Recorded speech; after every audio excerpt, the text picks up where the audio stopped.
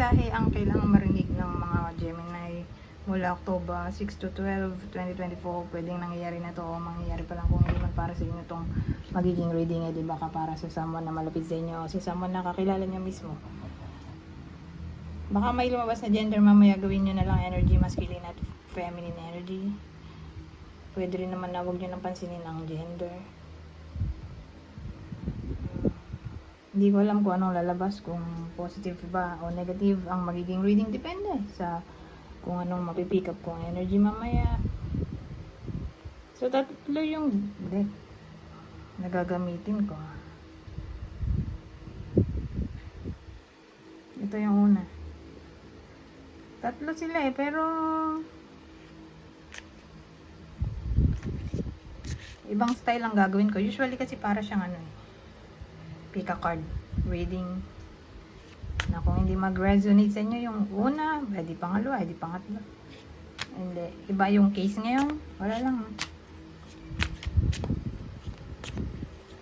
May iba lang.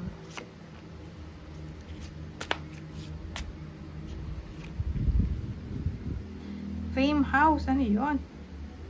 Wow, edi magigain ng fame yung iba sa inyo kahit nasa bahay lang, edi paano yun? Siguro kung ang work niya ay work from home, di ba? Sabihin natin vlogger, influencer, as in nasa bahay lang yung business niya. Pero siguro to, more like influencer o vlogger. Pero isama na natin lahat ng trabaho na pwede sa bahay lang. Na para bang magigain sila ng popularity, tataas ang benta, makaka-attract sila ng maraming customer.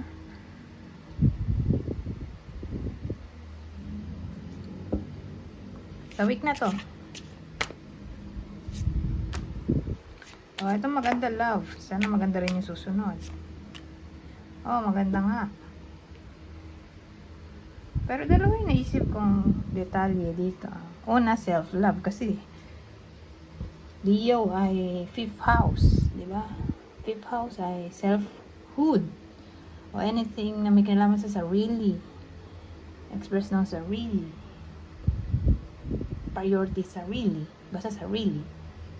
So, self-love, di ba? Una. Yung pangalawa,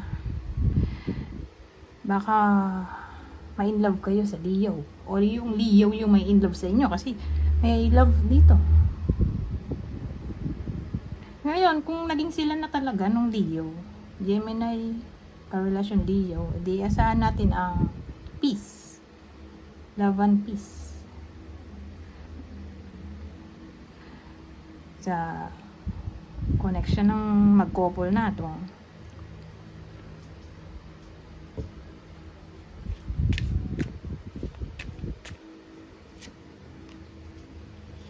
Passion. Ano yun? Gift. Ano yun? Passion.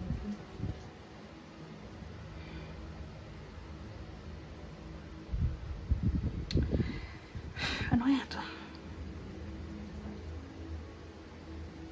So, may magbibigay ng gift sa inyo, whether kayo yung magbibigay o kayo yung makaka-receive ng gift. At ang gift ay may kinalaman sa passion. Something na passionate kayo. So, sabihin natin mahilig kayo mag-painting. So, ngayon, may someone na magre-regalo sa inyo. At ang regalo ay tungkol sa painting. Okay? Yung pag-paint, yung mga brush, paint, basta tungkol sa painting, kung saan kayo masaya. Ganyan. So, anong ginagawa nyo? Pang surprise gift. Ganun.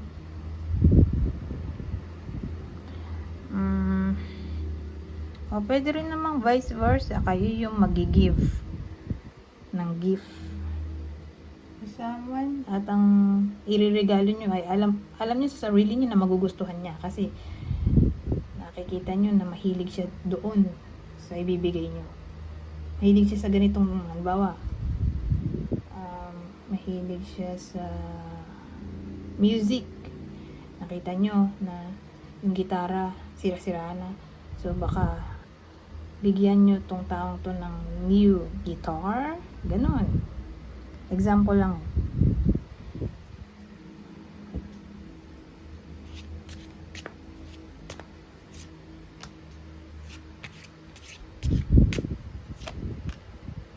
Ay, ito mo naman ng combination, oh. Friendship, betrayal, kaloka. So, obviously, mag-ingat. Mag-ingat yung iba sa inyo sa week na to. At mag-ingat sa mga kaibigan. Okay? Kasi, may iba sa inyo na mukhang tatraydorin ng sarili niyang kaibigan. Pwede rin naman na kayo to, kasi pwede rin vice versa. Kayo yung tatraydor doon sa kaibigan niyo. So, depende sa sitwasyon. Diba? Basta, asahan natin na may betrayal sa friendship. Maaaring mangyari sa week na to. Regardless kung kayo yung magbe-betray o kayo yung ibe-betray. Pero maganda kung clarify natin to. Sino yung kaibigan dito na pwedeng ma-involve? Kaibigan ng Gemini, Libra, Capricorn. So ito yung posibleng friend sa kwento na to. Friend ng Gemini, Libra o Capricorn.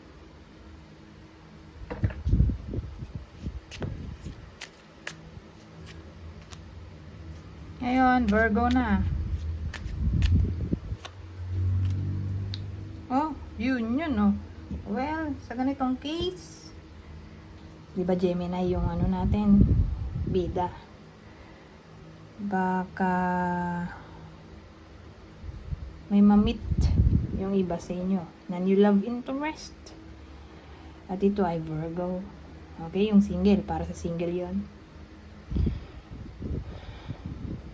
Ngayon, kung in a relationship na, ay di ba kay kasal na? Ma-engage o diretso kasal na? O baka nga, sa week na to, ikakasal na mismo. Sa Virgo. Kasi kung ngayon na literal na ikakasal, pwede kayo mismo to o yung kakilala nyo. Sa Virgo na tao, yung halimbawa, partner ay Virgo o kakilala nyo Virgo, tapos ikakasal nga. Asahan natin na magiging prosperous ang kanilang union, wedding. Okay? Pero kung you love interest to para sa mga single, baka doon na sila ikasal. Sa makikilala nilang new love interest o manliligaw sa kanila na magiging sila na. Ng week na to, baka doon na sila ikasal sa taong yon. Kasi yun eh.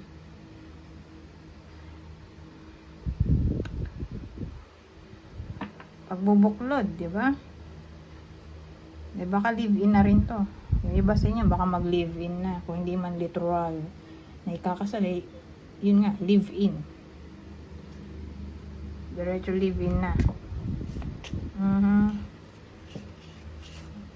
Magsasama na sa isang bubong. Kahit walang basbas. So again, case to case basis naman eh. Lucky card. Oh, the woman's wish. Wow. So, ibig sabihin, may iba sa inyo na babae. Babaeng Gemini. Na magiging lucky sa kung ano man gusto niyang gawin o i-wish. Mukhang wish granted to. Biruin mo, the woman's wish, lucky card. Eh di wish granted yan. Mamamanifest yung kanyang desire. Depende, di ba? Sa kung anong gusto niyang mangyari sa buhay. Mukhang magiging blessed tong babaeng to. So again, Gemini na babae. O, pwede rin naman person nyo to kung lalaki kayo. Anyways,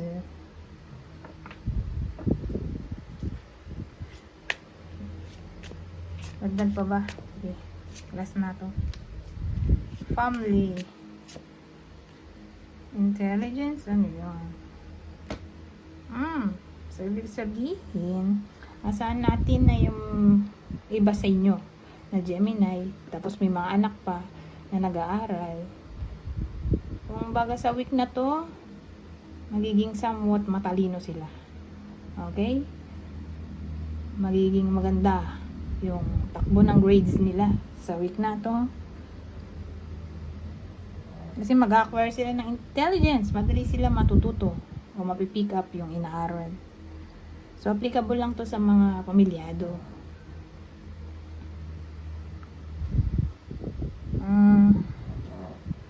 Ito na. Ito ang huli. Ano pang masasabi nito? Caution. Oh.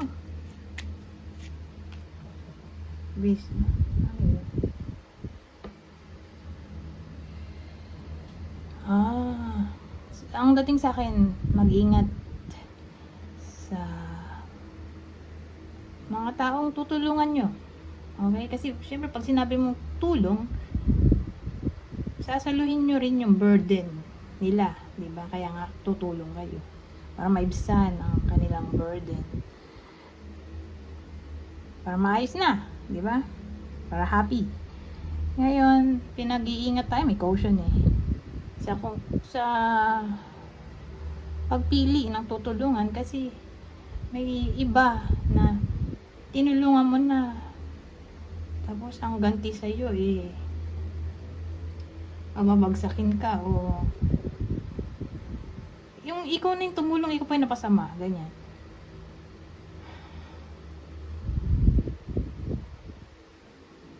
Ayun yung magiging wisdom nyo dito, na mag-ingat. Kumbaga piliin, dapat piliin nyo yung pakikisamahan nyo, kakaibiganin nyo, tutulungan nyo, o else matitake advantage kayo sa ganitong sitwasyon. Nangyayari yan talaga sa totoong buhay. Tinulungan mo na, binigay mo na lahat, tapos baliwala lang sa kanya, na parang ikaw yung na-drain, masama pang tinulungan mo. May nakita pa nga ako yung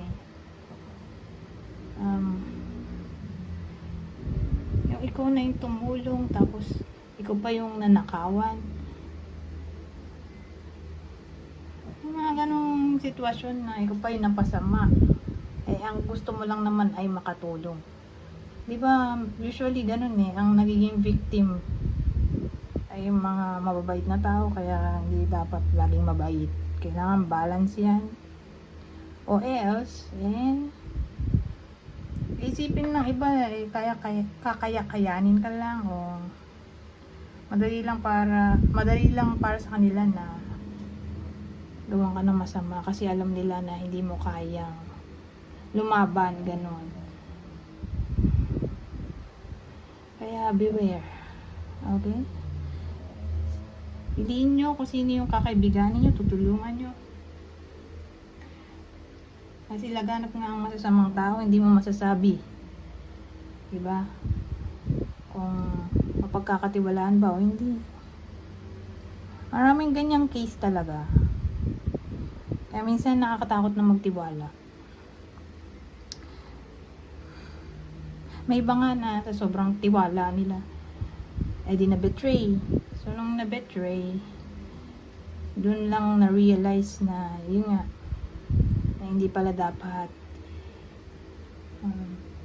ibigay ang lahat-lahat sa isang tao, lalo na yung pagmamahal, dapat natitira din para sa sarili. Kasi nga, mahirap. Huwag ko lang itinira sa sarili. Na parang naubos na lahat-lahat. Mahirap makabangon, mahirap makamove on. Anyways, hanggang dito na lang. Goodbye for now.